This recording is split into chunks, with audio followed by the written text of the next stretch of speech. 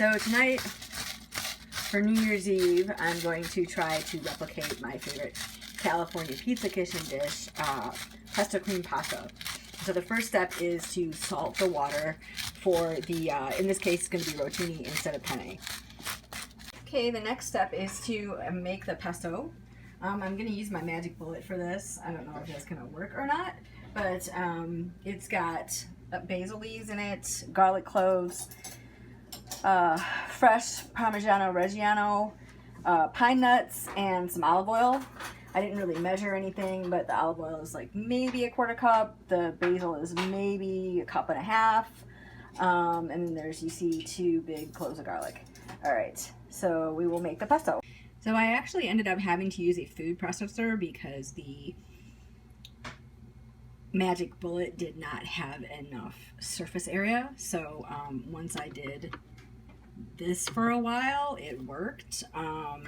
It's not like a super liquid consistency. There's some recognizable bits in there, but it's good enough for me. Also, I don't use salt because this Parmesan is salty enough. Okay, so we have achieved, whoops, rolling boil. If you ever wonder what it looks like, that's what it looks like. And we're about to add our pasta, which is the Barilla gluten-free rotini. So far I really like this. I really like the spaghetti. And so now I think it's perfect to hold like a cream sauce. So I'll be back when it's done.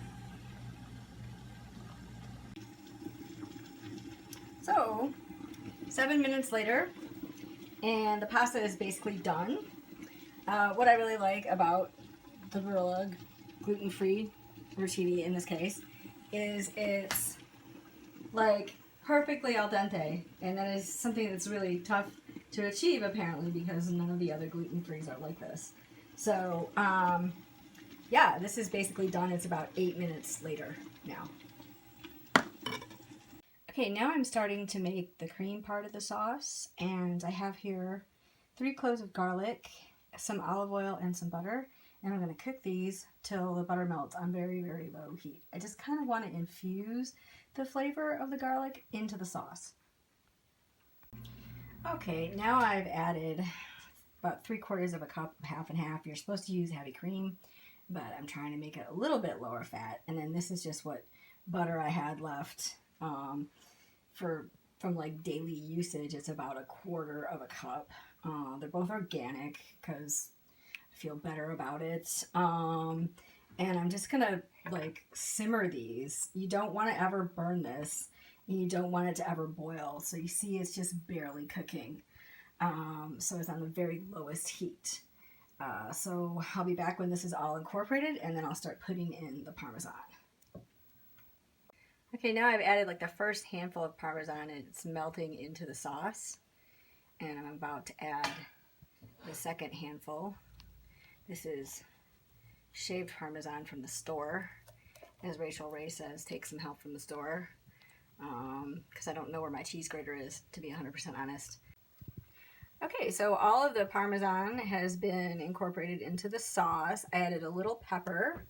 You can see it's pretty creamy right now. So I'm going to go ahead and add my pasta, which I had already cooked. And in it goes. This is again on very, very, very low heat. And we're going to just kind of coat all the pasta. I'm going to add the pesto last because I don't want it to get brown. Make sure I get all my pasta into the sauce. There's enough for 2 or 3 good sized servings here, and we'll be back in a minute. Okay, so one thing you can do to make this even more like California Pizza Kitchen, which is kind of the idea here, but not really, is to add some sun-dried tomatoes. I got these. These are Bella Luce. They're from Costco, and you can get a good sized jar for like $8. It'll probably last you for months. So I just slice these up as much as I can, and I will put them just in my pasta. because the person I'm sharing with doesn't like sun-dried tomatoes. And so then we'll be adding the pesto to the main dish next. Okay, so this is off the heat. It's just in the warm pan, and I'm adding the pesto. I ended up making it in a food processor, like I said, because it wasn't the surface area to keep it in the magic bullet, which is magic for some things, but not really pesto, I guess. So like I said, this is on no heat, just after whatever's left from before I cut the heat. And I'm going to stir this up, and it's almost ready to go.